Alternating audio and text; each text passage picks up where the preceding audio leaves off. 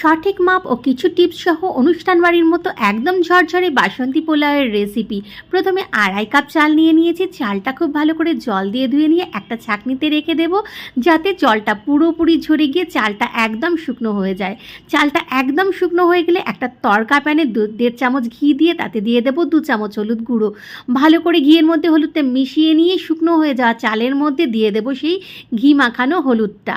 তারপর দিয়ে দেবো 2 চামচ আদা বাটা আর দেবো 1 চামচ লঙ্কা বাটা। খুব ভালো করে চালটা মাখিয়ে আরও 1 ঘন্টা রেখে দেবো। 1 ঘন্টা পর একটা ফ্রাইং প্যানে তেজপাতা আর গোটা গরম মশলা ফোড়ন দিয়ে কিছুটা কাজু বাদাম ভেজে নেব। তারপর দিয়ে দেবো এর মধ্যে সেই মাখিয়ে রাখা চালটা, খুব ভালো করে ভেজে নেব যতক্ষণ না কটকট করে চালটা। তারপর পরিমাণ মতো জল দিয়ে দেবো। 1 কাপ চালের জন্য এখানে আমি 4 কাপ জল নিয়েছি। ওপর থেকে নুন, মিষ্টি আর গোটা কাঁচা লঙ্কা দিয়ে ঢেকে দেবো একদম গ্যাসের ফ্লেমটা লো করে 5 মিনিট। 5 মিনিট পর ঢাকা খুলে নিলেই রেডি একদম অনুষ্ঠান বাড়ির মতো ঝরঝরে বাসন্তী পোলাও।